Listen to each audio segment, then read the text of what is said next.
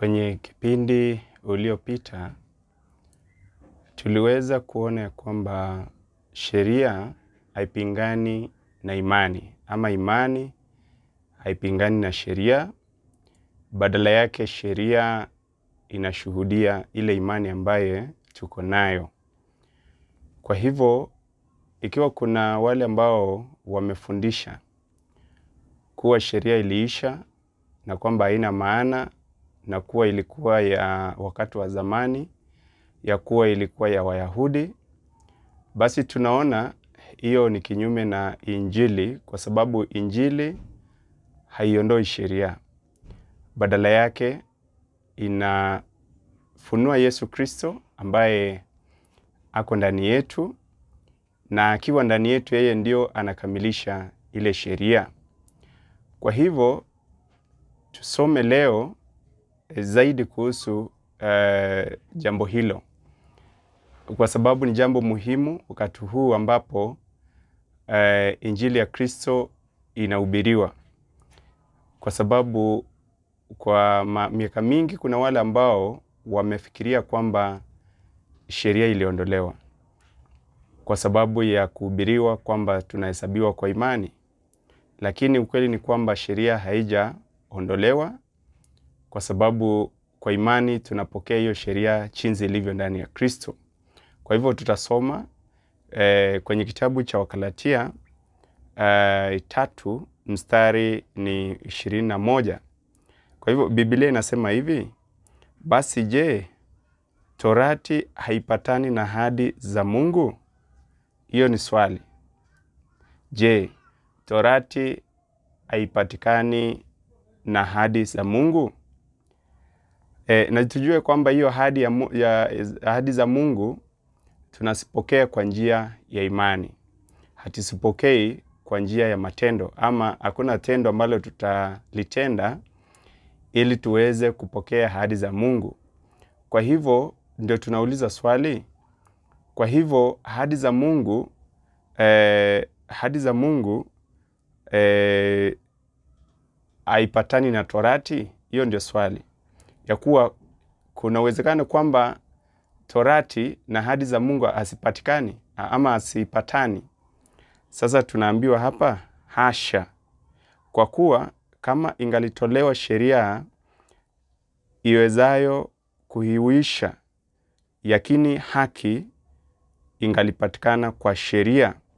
Kwa hivyo tunaonyeshwa vizuri ya kwamba ijapokuwa hatuhesabiwi haki kwa sheria, lakini hiyo sheria haipingani na ahadi za Mungu ambazo zinapokelewa kwa njia ya imani. Kwa hivyo tukisoma mstari wa 22 inasema, lakini andiko limeyafunga yote chini ya nguvu ya dhambi, makusudi hao waaminio wapewe ile ahadi kwa imani ya Yesu Kristo.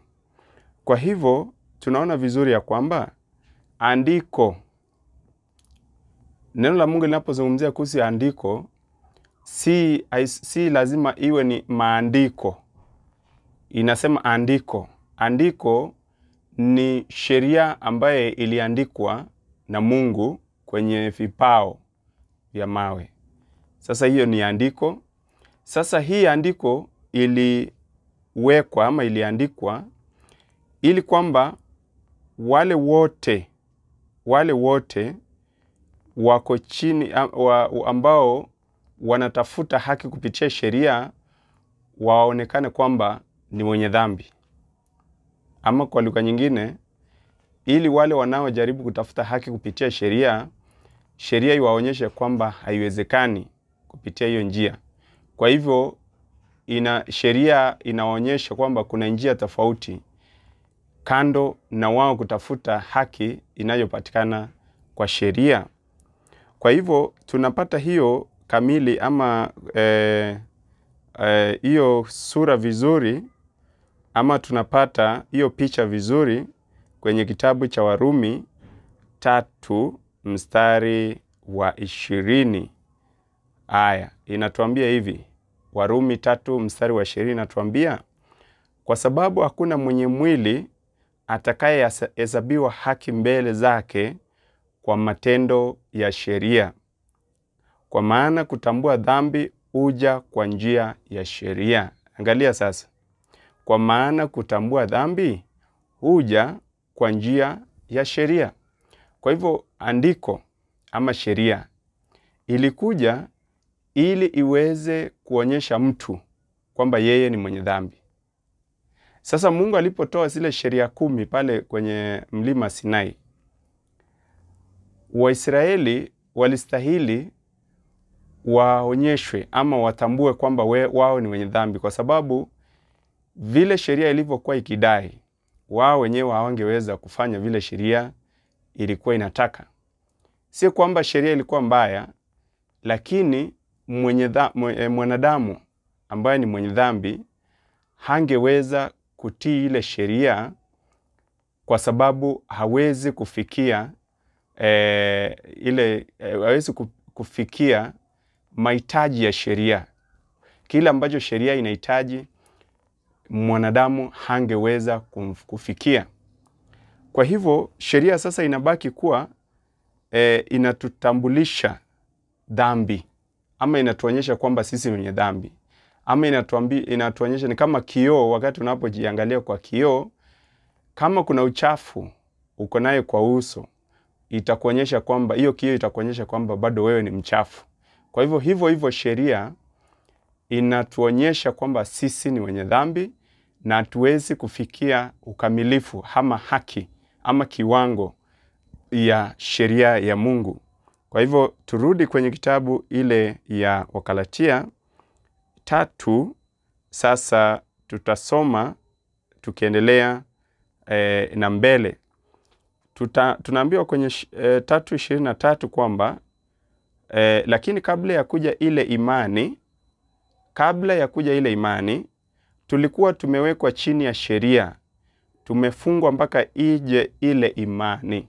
Kwa hivyo kabla ile imani ije, sasa swali inakuja, watu wengi wanafikiria kwamba imani ilikuja wakati Yesu alipofunuliwa kwa dunia hii kama mwanadamu. Wengi wanafikiria hivyo, lakini maandiko haifundishi hivyo.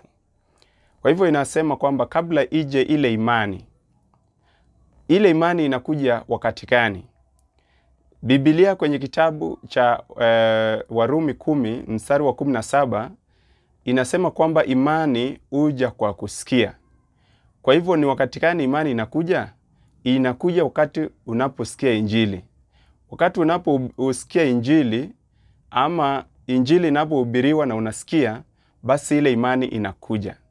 Kwa hivyo wakati huo mwingine wote kabla hiyo imani ije, ulikuwa chini ya sheria, ama sheria ilikuwa inakuonyesha kwamba wewe ni mwenye dhambi, wewe haufai, haufikii kiwango ya kupata haki, haufikii kiwango cha kuwa mtakatifu. Kwa hivyo ulikuwa chini ya sheria, ama sisi zote tumekuwa chini ya sheria mpaka wakati tuliposikia Injili ambaye inatutangazia kuhusu haki ya Kristo. Kwa hivyo tunaposikia haki inayopatikana kwa njia ya imani, ama haki ya Kristo ambaye sasa inafanya sisi tunahesabiwa, hapo ndio imani inakuja.